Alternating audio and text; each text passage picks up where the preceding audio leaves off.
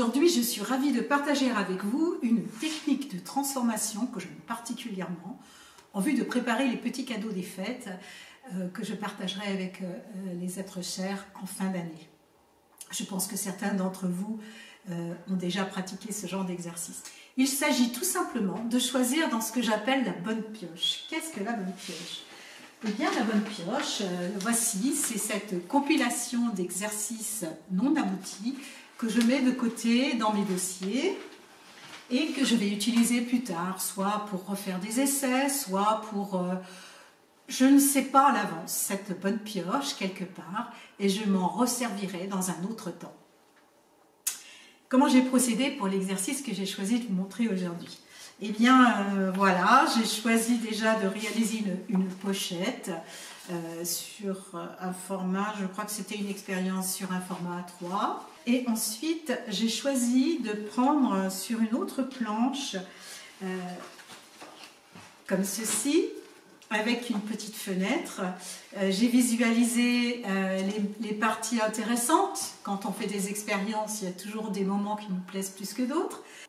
Et puis, je me suis approprié les meilleurs moments que j'ai placés sur un support de papier qui va rentrer dans la pochette.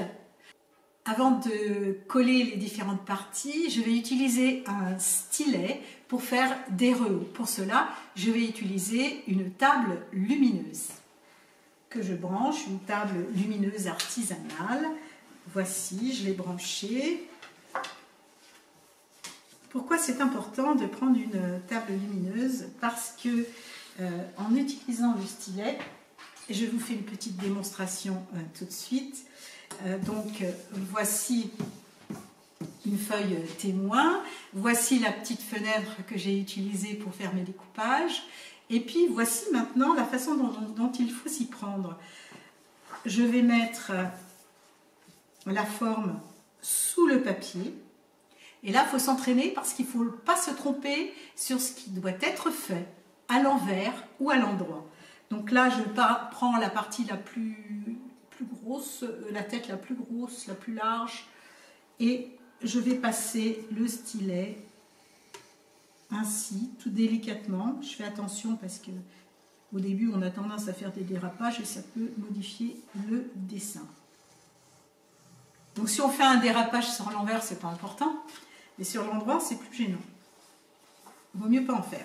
Donc là, qu'est-ce qui se passe? Eh bien, c'est une technique d'embossage en fait. Il va y avoir un petit relief qui va apparaître.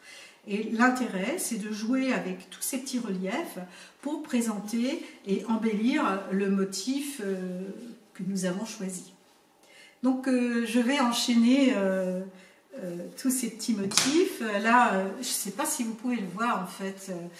Je le rapproche, j'en suis pas sûre du tout. Donc là, il y a un petit motif par embossage, ça veut dire une petite bosse, hein, et qui va permettre, si vous voulez, en décalant légèrement le motif, ça va le mettre en valeur parce que quand la personne va tourner les pages, il y aura un petit relief délicat qui embellira, je pense, à mon avis, le motif.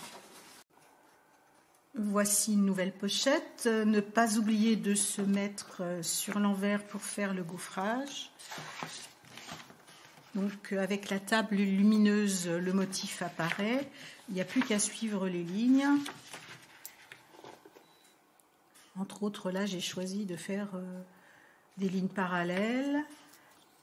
Et je vais même choisir la petite ligne plutôt.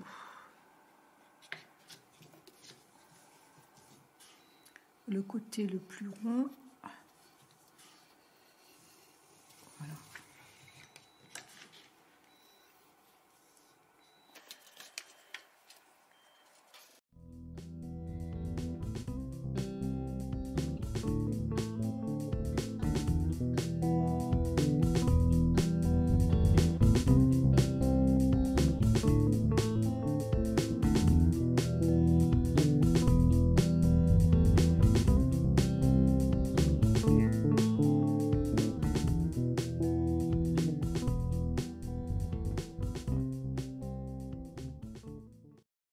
J'ai terminé les petits livrets que je vais offrir en cadeau aux personnes auxquelles je pense.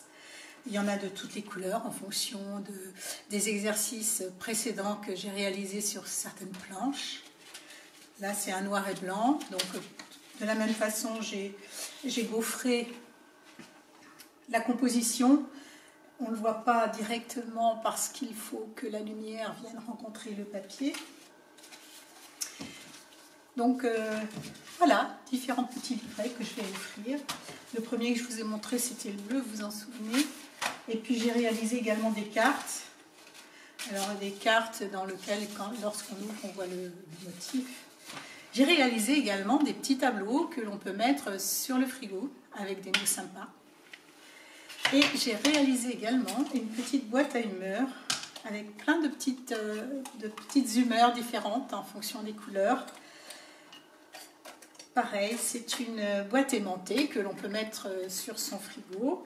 Et quand les membres de notre famille arrivent, ils voient exactement, directement dans quelle humeur on est ce jour-là. Donc, c'est pas très difficile. Hein. On prend une matrice, on découpe autour du cercle ou de la forme choisie. Et puis voilà. Alors, ces techniques avec le stylet plaisent également beaucoup aux enfants. Donc là, j'avais rassemblé tout au long de mes balades des planches qu'on peut utiliser avec des motifs très faciles. Et les enfants apprennent à composer des objets, des animaux, enfin toutes sortes de choses, des choses abstraites, figuratives, au choix.